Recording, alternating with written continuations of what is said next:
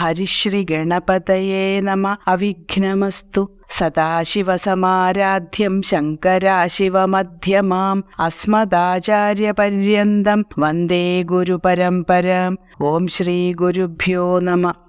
പരശുരാമൻ ശ്രീരാമന് തൻ്റെ പൂർവകഥ പറഞ്ഞുകൊടുക്കുവാൻ തുടങ്ങുന്നു. പങ്കജവിലോചന കാരുണ്യവാരാനിധേ, ചക്രതീർത്ഥത്തിങ്കൽ ചെന്നെത്രയും ബാല്യകാലേ ചക്രപാണിയെ തന്നെ തപസ്സു ചെയ്തേൻ ചിരം. ഉഗ്രമാം തപസ്സുകൊണ്ടിന്ദ്രിയങ്ങളെയെല്ലാം നിഗ്രഹിച്ചനുദിനം സേവിച്ചേൻ ഭഗവാനെ. വിഷ്ണു കൈവല്യമൂർത്തി ഭഗവാൻ നാരായണൻ, ജിഷ്ണു സേവിതൻ ഭജനീയൻ ഈശ്വരൻ നാഥൻ. മാധവൻ പ്രസാദിച്ചു മൽപുരോഭാഗേ വന്നു സാദരം പ്രത്യക്ഷനായരുളി ചെയ്തിടിനാൻ. പങ്കജവിലോചനൻ, താമര ഇതൾ പോലുള്ള കണ്ണുകളോടു കൂടിയവൻ. വാരാനിധി സമുദ്രം. ചക്രതീർത്ഥം ഉത്തർപ്രദേശിലെ ഒരു തീർത്ഥഘട്ടം. ചക്രപാണി, ചക്രം കൈകളിൽ ധരിച്ചിട്ടുള്ളവൻ. ചക്രം സുദർശന ചക്രം. ചിരം വളരെ കാലം. ഇന്ദ്രിയങ്ങളെ നിഗ്രഹിക്കുക, ഇന്ദ്രിയങ്ങളെ നിയന്ത്രിക്കുക. അനുദിനം ദിനംതോറും. കൈവല്യം മോക്ഷം. ജിഷ്ണു സേവിതൻ, ജിഷ്ണുവിനാൽ സേവിക്കപ്പെടുന്നവൻ. ജിഷ്ണു എന്ന വാക്കിന് ജയശീലമുള്ളവൻ എന്നാണ് അർത്ഥം. സന്ദർഭത്തിനനുസരിച്ച് നമുക്ക് ദേവേന്ദ്രൻ എന്ന അർത്ഥം സ്വീകരിക്കാം. കൃഷ്ണൻ, ദേവേന്ദ്രൻ, അർജുനൻ എല്ലാവരും ജിഷ്ണു തന്നെ. മൽപുരോഭാഗെ, എൻ്റെ മുന്നിൽ. ഭജനീയൻ, ഭജിക്കപ്പെടേണ്ടുന്നവൻ. എൻ്റെ ബാല്യകാലത്ത് ഞാൻ ചക്രതീർത്ഥത്തിൽ പോയി മഹാവിഷ്ണുവിനെ വളരെ കാലം തപസ്സനുഷ്ഠിച്ചു. ഉഗ്രമായ തപശ്ചര്യയിലൂടെ ഇന്ദ്രിയ നിഗ്രഹം സാധിച്ച് നിരന്തരം ഭഗവാനെ സേവിച്ചു. എന്റെ തപസ്സിന്റെ അവസാനത്തിൽ കൈവല്യമൂർത്തിയും മോക്ഷദായകനുമായ ദേവേന്ദ്രനാൽ സേവിക്കപ്പെടുന്നവനും ഭജിക്കപ്പെടേണ്ടുന്നവനുമായ ഭഗവാൻ ആദിനാരായണൻ എന്റെ മുന്നിൽ പ്രത്യക്ഷനായി ഇപ്രകാരം പറഞ്ഞു. ഉത്തിഷ്ഠോത്തിഷ്ഠ ബ്രഹ്മൻ തുഷ്ടോഹം തപസാതേ, സിദ്ധിച്ചു സേവാഫലം നിനക്കെന്നറിഞ്ഞാലും മത്തേജോയുക്തൻ ഭവാൻ എന്നതുമറിഞ്ഞാലും കർത്തവ്യം പലതുണ്ടു ഭവതാ ഭൃഗുപതേ. കൊല്ലണം പിതുർഹന്താവാകിയ ഹേഹേയനെ, ചൊല്ലഴും കാർത്തവീര്യാർജുനനാം നൃപേന്ദ്രനെ വല്ല ജാതിയും. അവൻ മൽക്കലാംശജനല്ലോ, വല്ലഭം ധനുർവേദത്തിലവനേറുമല്ലോ. ക്ഷത്രിയ വംശം 21 പരിവൃത്തി യുദ്ധേ നിഗ്രഹിച്ചു കശ്യപനുദാനം ചെയ്യുക. പൃഥ്വീമണ്ഡലമൊക്കെ പിന്നെ ശാന്തിയെ പ്രാപിച്ചുത്തമമായ തപോനിഷ്ഠയാ വസിച്ചാലും. ഉത്തിഷ്ഠ, എഴുന്നേൽക്കൂ. ബ്രഹ്മൻ, ബ്രാഹ്മണ. തുഷ്ടോഹം, തുഷ്ടഃ അഹം, അഹം തുഷ്ടാഹ, ഞാൻ സന്തുഷ്ടനായിരിക്കുന്നു. സേവാഫലം, എന്നെ സേവിച്ചതിന്റെ ഫലം. മത്തേജോയുക്തൻ, എന്റെ തേജസ്സോടു കൂടിയവൻ. ഭവതാ, നിന്നാൽ, നിന്നെ കൊണ്ട്. കർത്തവ്യം, ചെയ്യേണ്ടതായ കാര്യം. പിതൃഹന്താവ്, പിതാവിനെ വധിച്ചവൻ. ഹേഹേയൻ, ഹേഹേയ വംശത്തിൽ ജനിച്ചവൻ കാർത്തവീര്യാർജുനൻ. ചൊല്ലെഴും, കീർത്തി കേട്ട.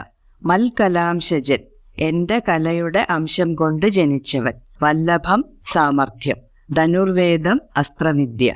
പരിവൃത്തി, പ്രാവശ്യം. നിഗ്രഹിച്ച്, കൊന്ന്. പൃഥ്വീമണ്ഡലം, ഭൂമണ്ഡലം. അല്ലയോ ബ്രാഹ്മണശ്രേഷ്ഠ, എഴുന്നേറ്റാലും. നിന്റെ തപസ്സിനാൽ ഞാൻ സന്തുഷ്ടനായിരിക്കുന്നു. എന്നെ സേവിച്ചതിന്റെ ഫലം നിനക്ക് ലഭ്യമായി കഴിഞ്ഞിരിക്കുന്നു.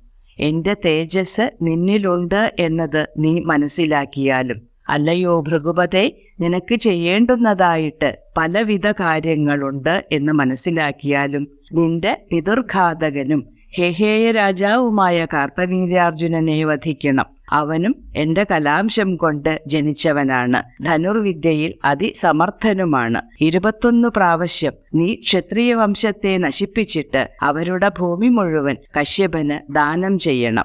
അതിനുശേഷം ശാന്തമനസ്കനായി തപോനിഷ്ഠയോടെ ജീവിക്കുക. പിന്നെ ഞാൻ ത്രേതായുഗേ ഭൂമിയിൽ ദശരഥൻ തന്നുട തനയനായി വന്നവതരിച്ചിടും. അന്നു കണ്ടിടാം തമ്മിലെന്നാൽ എന്നുട തേജസ് അന്യൂനം. ദാശരഥി തന്നിലാക്കിയിടുക നീ. പിന്നെയും തപസ്സു ചെയ്താ ബ്രഹ്മപ്രളയാന്തം എന്നെ സേവിച്ചു വസിച്ചിടുക മഹാമുനെ എന്നരുൾ ചെയ്തു മറഞ്ഞിടിനാൻ നാരായണൻ. തന്നിയോഗങ്ങളെല്ലാം ചെയ്തിതു ഞാനും നാഥ. തന്തിരുവടി തന്നെ വന്നവതരിച്ചോരു ഭക്തിസ്യന്തന സുതനല്ലോ നീ ജഗൽപദേ. എങ്കലുള്ളൊരു മഹാവൈഷ്ണവ തേജസ്സെല്ലാം നിങ്കലാക്കിയിടുവാനായി തന്നിതു ശരാസനം. ബ്രഹ്മാതിദേവകളാൽ പ്രാർത്ഥിക്കപ്പെട്ടുള്ളൊരു ധർമ്മങ്ങൾ മായാബലം കൊണ്ടു സാധിപ്പിക്ക നീ. ത്രേതായുഗത്തിൽ ആ ബ്രഹ്മപ്രളയാന്തം, ബ്രഹ്മപ്രളയാവസാനം വരെ, കൃതയുഗം, ത്രേതായുഗം, ദ്വാപരയുഗം, കലിയുഗം എന്നിങ്ങനെ 4 യുഗങ്ങൾ കഴിയുമ്പോൾ പ്രപഞ്ചത്തിന് നാശം സംഭവിക്കും. ആ അവസ്ഥയ്ക്ക് ബ്രഹ്മപ്രളയം എന്ന് പറയുന്നു. തന്നിയോഗങ്ങൾ, അദ്ദേഹത്തിന്റെ നിയോഗങ്ങൾ, മഹാവിഷ്ണുവിന്റെ കൽപ്പനകൾ. തന്തിരുവടി, ആ തിരുവടി വിഷ്ണു. പങ്ക്തിസ്യന്തന സുതൻ, പങ്ക്തിസ്യന്തനന്റെ, ദശരഥന്റെ സുതൻ പുത്രൻ. ശരാസനം വില്ല്.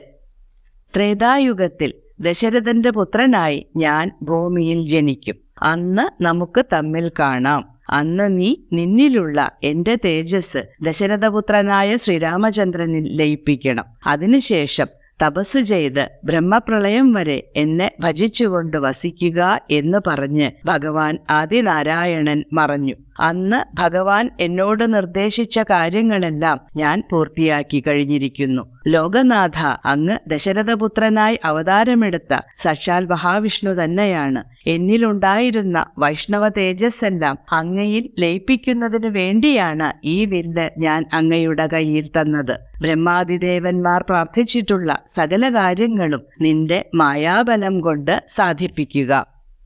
സാക്ഷാൽ ശ്രീനാരായണൻ താനല്ലോ ഭവാൻ. ജഗത് സാക്ഷിയായിടും വിഷ്ണു ഭഗവാൻ ജഗന്മയൻ. ഇന്നിപ്പോൾ സഫലമായി വന്നിതു മമ ജന്മം. മുന്നം ചെയ്തൊരു തപസ്സാഫല്യമെല്ലാം വന്നു. ബ്രഹ്മമുഖ്യന്മാരാലും കണ്ടുകിട്ടിയിടാതൊരു നിർമ്മലമായ രൂപം കാണായി വന്നതു മൂലം ധന്യനായി കൃതാർത്ഥനായി സ്വസ്ഥനായി വന്നേനല്ലോ. നിന്നുട രൂപമുള്ളിൽ സന്തതം വസിക്കേണം. ജഗത് സാക്ഷി, ലോകസാക്ഷി. മമ ജന്മം, എന്റെ ജന്മം. സന്തതം, എല്ലായ്പ്പോഴും. അങ്ങ് സാക്ഷാൽ ശ്രീനാരായണൻ തന്നെയല്ലേ? ജഗത് സാക്ഷിയും ജഗന്മയനുമായിരിക്കുന്ന വിഷ്ണു ഭഗവാനും അങ്ങ് തന്നെയല്ലേ? ഇന്ന് എന്റെ ജന്മം സഫലമായി. ഞാൻ മുമ്പ് ചെയ്ത കഠിന തപസ്സിന്റെ ഫലവും എനിക്ക് ലഭിച്ചു. ബ്രഹ്മാതിദേവന്മാർക്കു പോലും കാണാൻ സാധിക്കാത്ത അങ്ങയുടെ നിർമ്മല രൂപം കാണാൻ ഇന്നെനിക്ക് ഭാഗ്യം സിദ്ധിച്ചതുമൂലം ഞാൻ ധന്യനും കൃതാർത്ഥനും സ്വസ്ഥനും ആയിത്തീർന്നു. അങ്ങയുടെ രൂപം എല്ലായ്പ്പോഴും എൻ്റെ മനസ്സിൽ തെളിഞ്ഞു വിളങ്ങാൻ അനുഗ്രഹിക്കണം.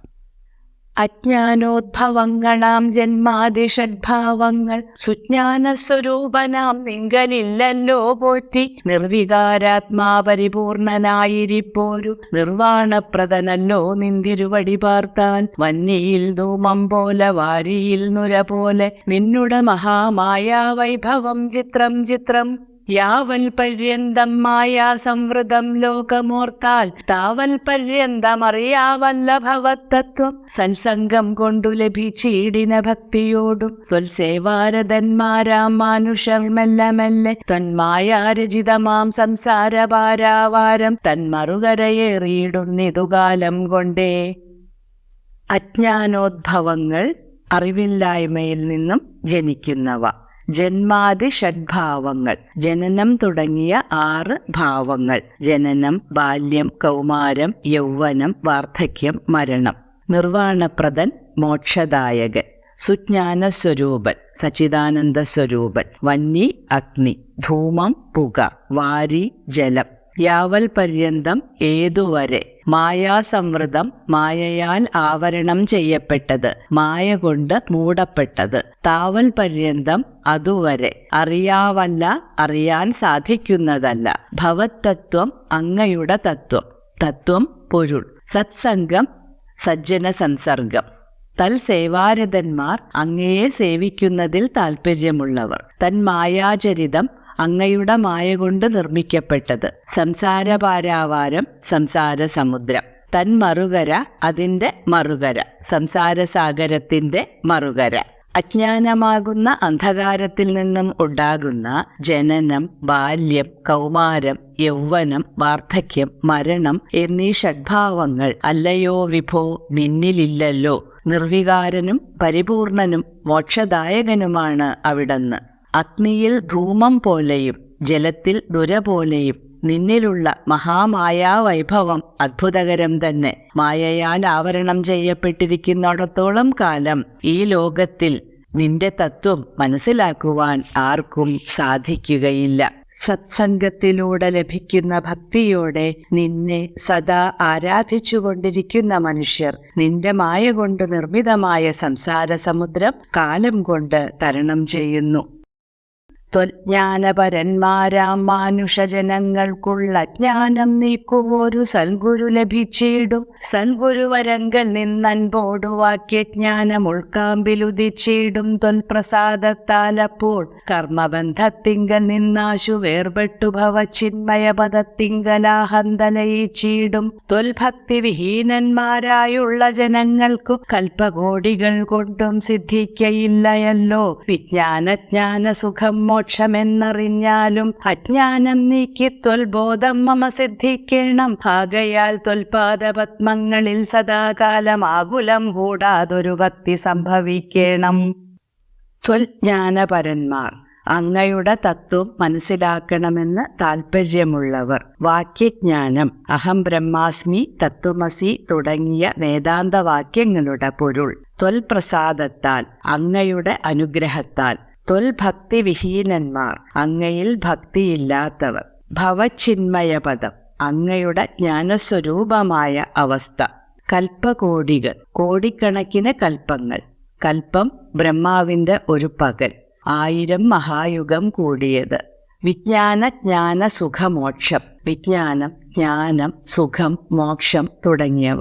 ത്വൽബോധം, അങ്ങയെക്കുറിച്ചുള്ള ബോധം.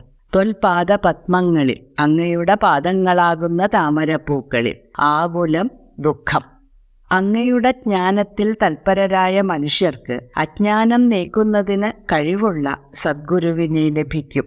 അങ്ങയുടെ അനുഗ്രഹം കൊണ്ട് ആ ഗുരുവിൽ നിന്നും മഹാവാക്യജ്ഞാനം സിദ്ധിക്കും.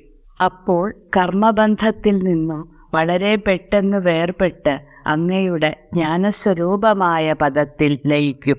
അങ്ങയിൽ ഭക്തിയില്ലാത്തവർക്കാകട്ടെ കോടി കൽപ്പങ്ങൾ കൊണ്ടും ജ്ഞാനവിജ്ഞാനങ്ങൾ കൊണ്ടുള്ള സുഖവും മോക്ഷവും ലഭിക്കുകയില്ല. അല്ലയോ ഭഗവാനെ, അങ്ങ് എൻ്റെ ഉള്ളിലുള്ള അജ്ഞാനമാകുന്ന അന്ധകാരത്തെ നീക്കി അങ്ങയെക്കുറിച്ചുള്ള ബോധം നിറയ്ക്കണം. അതിനുവേണ്ടി അങ്ങയുടെ തൃപ്പാദങ്ങളിൽ ആകുലമില്ലാത്ത ഭക്തി എപ്പോഴും ഉണ്ടാകണം. നമസ്തേ ജഗൽപദേ നമസ്തേ രമാപദേ നമസ്തേ ദാശരഥേ നമസ്തേ സദാംപദേ നമസ്തേ വേദപദേ നമസ്തേ ദേവപദേ നമസ്തേ മഖപദേ നമസ്തേ ധരാപദേ നമസ്തേ ധർമ്മപദേ നമസ്തേ സീതാപദേ നമസ്തേ കാരുണ്യാബ്ദേ നമസ്തേ ചാരുമൂർത്തേ നമസ്തേ രാമ രാമ നമസ്തേ രാമചന്ദ്ര നമസ്തേ രാമ രാമ നമസ്തേ രാമഭദ്ര സന്തതം നമോസ്തുതേ ഭഗവൻ നമോസ്തുതേ ചിന്തയേ ഭവച്ചരണാംബുജം നമോസ്തുതേ സ്വർഗതിക്കായിട്ടെന്നാൽ സഞ്ചിതമായ പുണ്യമൊക്കെ നിൻ ബാണത്തിനു ലക്ഷ്യമായി ഭവിക്കേണം. സദാംപതി സജ്ജനങ്ങളുടെ നാഥൻ, വേദപതി വേദങ്ങളുടെ നാഥൻ, മഖപതി യാഗങ്ങളുടെ നാഥൻ, മഖം യാഗം, ധരാപതി ഭൂമിയുടെ നാഥൻ, ധരാ ഭൂമി, ചാരുമൂർത്തി സുന്ദരരൂപൻ. ഭവച്ചരണാംബുജം ചിന്തയെ, അങ്ങയുടെ പാദപത്മങ്ങളെ ധ്യാനിക്കുന്നു. സ്വർഗതി സ്വർഗത്തിലേക്കുള്ള ഗതി, സഞ്ചിതം ശേഖരിച്ചത്. ലോകനാഥ രമാപദേ ദശരഥനന്ദന സദാംപദേ വേദപദേ മഖപദേ ധർമ്മപദേ സീതാപദേ കാരുണ്യമൂർത്തേ ചാരുമൂർത്തേ ശ്രീരാമചന്ദ്ര രാമഭദ്ര, അങ്ങയെ ഞാൻ നമസ്കരിക്കുന്നു. അങ്ങയുടെ പാദപങ്കജങ്ങളെ ഞാൻ സദാ ധ്യാനിച്ചുകൊണ്ടിരിക്കുന്നു. സ്വർഗപ്രാപ്തിക്കു വേണ്ടി ഞാൻ ശേഖരിച്ചു വെച്ചിട്ടുള്ള പുണ്യമെല്ലാം അങ്ങയുടെ ബാണത്തിന് ലക്ഷ്യമായി തീരട്ടെ. എന്നതു കേട്ടു തെളിഞ്ഞന്നേരം ജഗന്നാഥൻ മന്ദഹാസവും ചെയ്തു ഭാർഗവനോടു ചൊന്നാൻ, സന്തോഷം പ്രാപിച്ചേൻ ഞാൻ നിന്തിരുവടിയുള്ളിൽ എന്തോന്നു ചിന്തിച്ചതെന്നാലവയെല്ലാം തന്നേൻ. പരശുരാമന്റെ ഭക്തി നിർഭരമായ വാക്കുകൾ കേട്ട് മനസ്സു തെളിഞ്ഞ ലോകനാഥനായ ശ്രീരാമചന്ദ്രൻ ഇപ്രകാരം പറഞ്ഞു: എനിക്ക് സന്തോഷം പ്രാപ്തമായിരിക്കുന്നു. അങ്ങ് മനസ്സിൽ എന്താണോ ആഗ്രഹിച്ചത് അതെല്ലാം ഞാൻ അങ്ങേക്ക് നൽകിയിരിക്കുന്നു. പ്രീതി കൈക്കൊണ്ടു ജമദഗ്നിപുത്രനും അപ്പോൾ സാദരം ദശരഥപുത്രനോടരുൾ ചെയ്തു: ഏതാനും അനുഗ്രഹമുണ്ടെന്നെ കുറിച്ചെങ്കിൽ പാദഭക്തന്മാരിലും പാദപത്മങ്ങളിലും ചേതസി സദാകാലം ഭക്തി സംഭവിക്കണം. മാധവ രഘുപതേ രാമാകാരുണ്യാമൃതേ, ഈ സ്തോത്രം മയാ കൃതം ജപിച്ചിടുന്ന പുമാൻ ഭക്തനായി തത്വജ്ഞനായിടേണം. വിശേഷിച്ചും മൃത്യു വന്നടുക്കുമ്പോൾ ത്വൽപാദാംബുജഗതി ചിത്തെ സംഭവിപ്പതിനായി അനുഗ്രഹിക്കണം. അങ്ങനെ തന്നെ എന്നു രാഘവൻ നിയോഗത്താൽ തിങ്ങിന ഭക്തി പൂണ്ടു രേണുകാതനയനും സാദരം പ്രദക്ഷിണം ചെയ്തു കുമ്പിട്ടുകൂപ്പി പ്രീതനായി ചെന്നു മഹേന്ദ്രാചലം പുക്കിയിടിനാൻ. ജമദഗ്നിപുത്രൻ പരശുരാമൻ. പാദഭക്തന്മാർ വിഷ്ണുവിന്റെ തൃപ്പാദങ്ങളിൽ ഭക്തിയുള്ളവർ. പാദപത്മം പാദങ്ങളാകുന്ന താമര. ചേതസി മനസ്സിൽ. സദാകാലം എല്ലാ കാലവും. മയാകൃതം എന്നാൽ ചെയ്യപ്പെട്ടത്. മൃത്യു മരണം. രേണുകാതനയൻ പരശുരാമൻ. പ്രീതൻ സന്തുഷ്ടൻ. മഹേന്ദ്രാചലം മഹേന്ദ്രം എന്ന അചലം. അചലം പർവ്വതം. പുക്കു പ്രവേശിച്ചു. ശ്രീരാമചന്ദ്രന്റെ വാക്കുകൾ കേട്ട് സന്തുഷ്ടനായി തീർന്ന പരശുരാമൻ ഇപ്രകാരം പറഞ്ഞു: അങ്ങ് എന്നെ അനുഗ്രഹിക്കുന്നുണ്ടെങ്കിൽ അങ്ങയുടെ പാദഭക്തന്മാരിലും പാദപത്മങ്ങളിലും എനിക്ക് സദാകാലവും ഭക്തിയുണ്ടായിരിക്കണം. കരുണാവാരിധിയും മാധവനും രഘുപതിയുമായ അല്ലയോ ശ്രീരാമചന്ദ്ര, ഞാൻ നിർമ്മിച്ച ഈ സ്തോത്രം ഭക്തിപൂർവം ജപിക്കുന്ന മനുഷ്യൻ ഭക്തനും തത്വജ്ഞാനിയും ആയിത്തീരണം. മരണമെത്തുന്ന സമയത്ത് അങ്ങയുടെ പാദപത്മങ്ങളിൽ സ്മരണയുണ്ടാവാൻ അനുഗ്രഹിക്കണം. അങ്ങനെ തന്നെ സംഭവിക്കട്ടെ എന്ന് രാഘവൻ അനുഗ്രഹിച്ചപ്പോൾ വർദ്ധിച്ച ഭക്തിയോടുകൂടി രേണുകാതനയൻ ശ്രീരാമചന്ദ്രനെ താണു വണങ്ങി പ്രദക്ഷിണം ചെയ്ത ശേഷം സന്തോഷത്തോടുകൂടി മഹേന്ദ്രപർവ്വതത്തിലേക്ക് പോയി. ഭൂപതി ദശരഥൻ താനതി സന്തുഷ്ടനായി താപവുമകന്നു തൻ പുത്രനാം രാമൻ തന്നെ ഗാഠമായ ആശ്ലേഷവും ചെയ്താനന്ദാശ്രുക്കളോടും പ്രൗഢാത്മാവായ വിധിനന്ദനോടും കൂടി പുത്രന്മാരോടും പടയോടും ചെന്നയോധ്യയിൽ സ്വസ്ഥമാനസനായി വാണിയിടിനാൻ കീർത്തിയോടെ. ശ്രീരാമാദികൾ നിജ ഭാര്യമാരോടും കൂടി സ്വൈരമായി രമിച്ചു വാണിയിടിനാരെല്ലാവരും. വൈകുണ്ഠപുരി തന്നിൽ ശ്രീ ഭഗവതിയോടും വൈകുണ്ഠൻ വാഴും പോലെ രാഘവൻ സീതയോടും ആനന്ദമൂർത്തി മായാമാനുഷവേഷം കൈക്കൊണ്ടാനന്ദം പൂണ്ടു വസിച്ചിടിനാനനുദിനം. താപം ദുഃഖം. പ്രൗഢാത്മാവ് ശ്രേഷ്ഠപുരുഷൻ. നിജ തന്റെ. വൈകുണ്ഠപുരി വിഷ്ണുലോകം. ശ്രീ ഭഗവതി മഹാലക്ഷ്മി. വൈകുണ്ഠൻ മഹാവിഷ്ണു.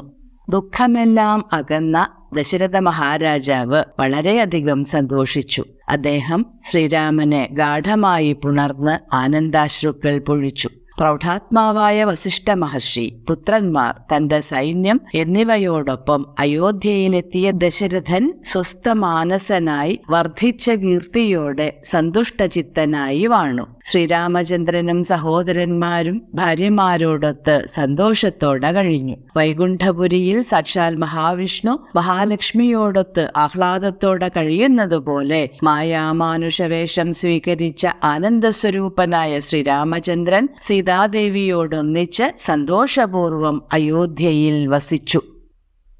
കേകേയ നരാധിപനായ യുധാജിത്തും കൈകേയീതനയനെ കൂട്ടിക്കൊണ്ടങ്ങു ചെൽവാൻ ദൂതനയച്ചതു കണ്ടോരു ദശരഥൻ സോദരനായി മേവീടും ശത്രുഘ്നനോടും കൂടി സാദരം ഭരതനെ പോവാനായി നിയോഗിച്ചാൻ ആദരവോടു നടന്നിടിനാരവർകളും. മാതുലൻ തന്നെ കണ്ടു ഭരത ശത്രുഘ്നന്മാർ മോദമുൾക്കൊണ്ടു വസിച്ചിടിനാരതുകാലം. മൈഥിലിയോടും നിജനന്ദനോടും ചേർന്നു കൗസല്യാദേവി താനും പരമാനന്ദം പൂണ്ടാൾ. രാമലക്ഷ്മണന്മാരാം പുത്രന്മാരോടും നിജഭാമിനിമാരോടും ആനന്ദിച്ചു ദശരഥൻ. സാകേതപുരി തന്നിൽ സുഖിച്ചു വാണിയിടിനാൻ. പാകശാസനമരാലയെ വാഴും പോലെ നിർവികാരാത്മാവായ പരമാനന്ദമൂർത്തി സർവലോകാനന്ദാർത്ഥം മനുഷ്യാകൃതി പൂണ്ടു തന്നുട മായാദേവിയാകിയ സീതയോടും ഒന്നിച്ചു വാണാൻ അയോധ്യാപുരി തന്നിലന്നേ. കേകേയ നരാധിപൻ, കേകേയ രാജ്യത്തെ രാജാവ്. യുധാജിത്ത് കൈകേയിയുടെ സഹോദരൻ. കേകേയ രാജാവായ അശ്വപതി മന്നന്റെ പുത്രനാണ് യുധാജിത്ത്. കൈകേയി തനയൻ ഭരതൻ. മാതുലൻ അമ്മാവൻ. മൈഥിലി സീത, ഭാമിനി ഭാര്യ. പാകശാസനൻ, പാകൻ എന്ന അസുരനെ വധിച്ചവൻ ദേവേന്ദ്രൻ. സാകേതപുരി അയോധ്യാനഗരം. അമരാലയെ സ്വർഗലോകത്തിൽ. സർവലോകാനന്ദാർത്ഥം, സകല ജനങ്ങളുടെയും ആനന്ദത്തിനു വേണ്ടി. കേകേയ രാജാവായ യുധാജിത്ത് കൈകേയീസുതനായ ഭരതനെ കൂട്ടിക്കൊണ്ടു ചെല്ലാൻ ഒരു ദൂതനെ അയോധ്യയിലേക്ക് അയച്ചു. സഹോദരനായ ശത്രുഘ്നനോടൊന്നിച്ച് ഭരതനെ ദശരഥൻ കേകേയത്തിലേക്ക് അയച്ചു. മാതുലനായ യുധാജിത്തിനോടൊപ്പം ഭരതശത്രുഘ്നന്മാർ സന്തോഷത്തോടെ അവിടെ കഴിഞ്ഞു. സീതാരാമന്മാരോടൊന്നിച്ച് കൗസല്യാദേവി ആനന്ദത്തോടുകൂടി കഴിഞ്ഞുകൂടി. രാമലക്ഷ്മണന്മാരോടും തന്റെ പത്നിമാരോടും ഒന്നിച്ച് ദശരഥ മഹാരാജാവ് ദേവേന്ദ്രൻ സ്വർഗലോകത്തിൽ എന്ന പോലെ അയോധ്യയിൽ വാണു. നിർവികാരാത്മാവായ പരമാനന്ദമൂർത്തി ആദിനാരായണൻ മനുഷ്യരൂപം സ്വീകരിച്ച് മായാദേവിയായ സീതയോടൊപ്പം അയോധ്യയിൽ വസിച്ചു. ഇത്യധ്യാത്മരാമായണേ ഉമാമഹേശ്വര സംവാദേ ബാലകാണ്ഡം സമാപ്തം. ബാലകാണ്ഡം ഇതോടെ അവസാനിക്കുന്നു. അധ്യാത്മരാമായണത്തിലെ അയോധ്യാകാന്ഡം അടുത്ത ഭാഗത്ത് നോക്കാം. ശ്രീരാമചന്ദ്രായ നമഃ.